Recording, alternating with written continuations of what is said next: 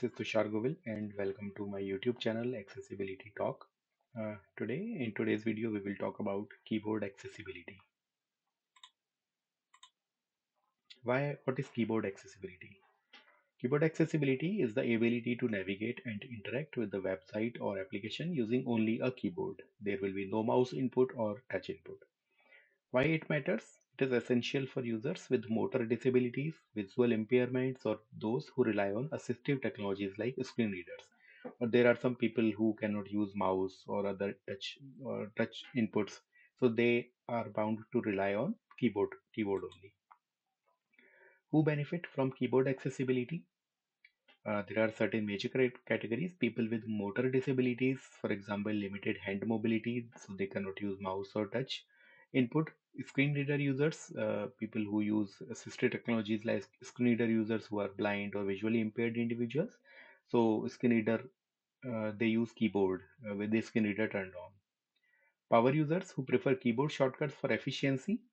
Situational limitations like your mouse is broken or touchpad is not working or other uh, situational limitations can happen. So those people benefit from keyboard accessibility. Why keyboard accessibility matters? First is legal compliance like ADA, American Disability Act, Section 508, WCAG. Inclusivity, you want to ensure that everyone can use your product. Improved user experience for all the users and avoids potential lawsuit or reputational damage. What are the basics of keyboard accessibility? So there are four basics of keyboard accessibility. Number one is focus indicator, which will outlines around interactive elements, for example, buttons or links, whatever interactive elements are there on the page. There should be focus indicator clearly visible around them. Logical tab order, elements should follow a logical sequence like left to right, top to bottom, uh, starting from the top left. Keyboard shortcuts provide shortcuts for common actions like Control S to save, or Control C, Control V, as we all know.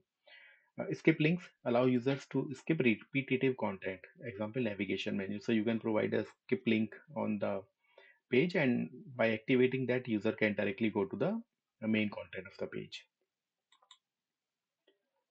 Some common keyboard accessibility issues: missing or unclear focus indicators, non-interactive elements that cannot be accessed via keyboard, trap to focus, like example in modals or drop downs that focus cannot go out of the model using keyboard, or inconsistent or illogical tab order. What are the best practices for accessibility issues? Uh, Ensure that all interactive elements are keyboard focusable, for example, buttons, links, form feeds, etc. Use semantic HTML like button tag for buttons, a anchor tag for links. So if you use semantic HTML, the accessibility is already built in. So you don't need to worry about whether the button or the link will be keyboard accessible. So if you use semantic HTML, it will be by default keyboard accessible. Test your site using only the keyboard like tab, shift tab, enter, space, arrow keys. Make sure that interactive elements are accessible and actionable using keyboard only. Ensure all interactive elements are focusable. Example, sometime you can use tab index equal to 0 to make anything focusable. Provide clear focus indicators like outlines or highlights. So make sure that all the interactive elements have clear focus indicator when tab focus reaches them. Provide clear instructions for the keyboard only users, like how to use keyboard, or if you have defined any special keyboard shortcuts, then they should be well documented and accessible to the users.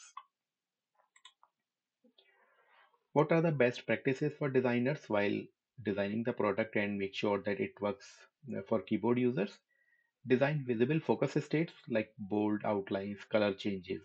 Plan logical tab order in layouts. As we earlier mentioned that tab order should be top to bottom and left to right. So it is not mandatory to follow, but it should be logical so that user can access each and every element in a logical way on the page.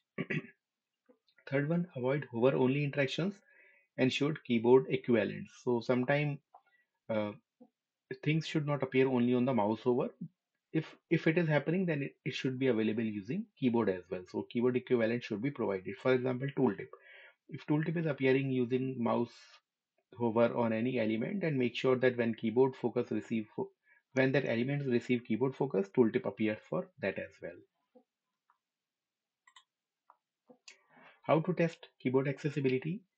First, use the tab key to navigate through interactive elements. So make sure use only the tab key and shift plus tab to move backward and tab to move forward. And make sure that all the interactive elements, focus can reach to all the interactive elements and they are actionable. Check for visible focus indicators. When your tab focus reaches on any interactive element, make sure that focus is clearly visible by the indicator. Test modals, drop-downs, and forms for keyboard operability. Try to activate buttons or links and see that if they are actionable and the required models drop-downs open when you press enter key or space key on them.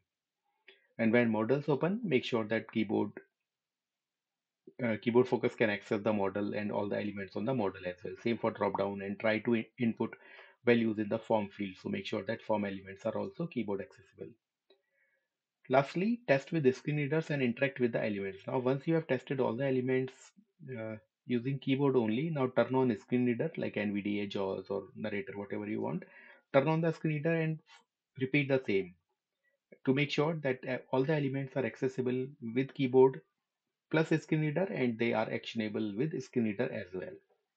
Because sometimes happens that some key elements are actionable using keyboard but they don't work when screen reader is turned on, and vice versa as well. And with this I complete this slide. Thank you so much for your time, and let me know how did you like your video, and also in the comment section you can let me know what are the topics that you want to cover in the next slide, and I will definitely try to make a presentation on that as well. So till then, goodbye. Thank you so much.